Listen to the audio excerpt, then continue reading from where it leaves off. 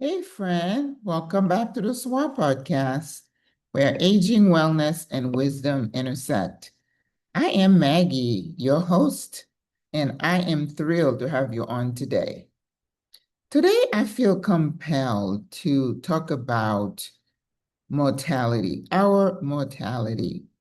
I don't know about you, but I feel like humankind, humans, we have an innate desire to what the Spanish call permanecer, meaning we want to stay here.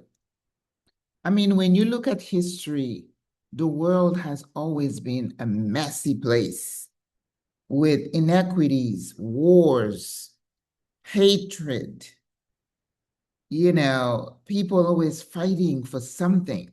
Those who are takers and those who are the taken. So there was always that yin and yang. But despite all that, famines, um, plagues, mankind still wants to hang on and remain. I don't understand it. Maybe that's the way the Lord has created us. But now, when you are raising a family, you want to be around. You dream. You want to see your kids do things, get married. You want to have grandkids. But as we are slowly getting towards the end, heading towards the end, what do we think about when we think about our mortality? The mortality concept becomes ever closer and the picture ever clearer because, when we see a young person die, a baby, a child, oh, it hurts. But even when an older person dies, some family members really, really have a hard time dealing with it. So we are forever challenged to accept our mortality. That's why we do everything we can to stay healthy and to live longer. Now, I already told you, I'm not looking forward to being 100 because when my hips stop working, my knees stop working, I want to hang around and be crawling around in pain. No. So, how does our concept of mortality change as we age? And as I said, there are some people in my age group who still want everything done to keep them alive. I happen to not be one of those folks. I feel like I have been blessed beyond measure to reach this age. And if the Lord were to take me tomorrow, I'm okay with it. If he says, I want you to live another 20 years, I guess I'm going to have to do it. So life and the end of life of this life is something that we have to develop a sense of comfort with it, that it's not really an end, that we need to start reflecting on how we have lived our life. And if there is any changes we wish to make, anything that we need to do better, right? That's why we volunteer, we try to give back.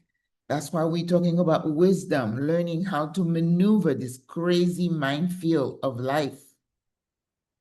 But I feel like embracing my mortality means I have done the best that I could. That's why I call when we give ourselves grace. When you were in your 30s and 40s, you made some bad decisions in your teens. And then now that you're on the other side, you have to say, well, I was young and stupid. I didn't know. And this is where the grace comes in. But now that we are on the other side, looking down towards the end, we need to even give ourselves more grace that as humans, we are constantly evolving and constantly learning. So the mistakes that we've made, we have got to let them go. If there is anything we can do to repair relationships or do better, we should. And I think this is a perfect time to do that. Reevaluate, look back, and see what you've done when you were stupid. And if there is anything you can do to change the trajectory, do it. Ask for forgiveness. make amends while you're looking towards the end and saying, it is well with my soul. So we don't know how much time we have. So sometimes we have to rush to make corrections. But then when we go down that list and we said, yes, I think I've addressed all the issues that I should. Now let me try to spread joy around me. And Lord, I am ready. Death should be something that we dread. It's something I embrace because I keep looking around and I'm like, I don't know that there is anything that I would want to hang on for. It's just like, it's crazy out there. I'm not saying I'm going to hasten to do anything, but it's okay with me if it happens tomorrow or next week. So mortality should not be something that we dread. It should be something we embrace. And of course, I went over my time again. You should see me when I'm recording. My eyes are shut. I'm in the zone, so I forget. My apologies. So as you go forward today, please think about your mortality. Remember to make amends, make corrections where you can, and embrace what is to come while you continuing to live a very dynamic, productive life. All right, I'll talk to you tomorrow. God loves you and I love you. Au revoir, à la prochaine. Bye.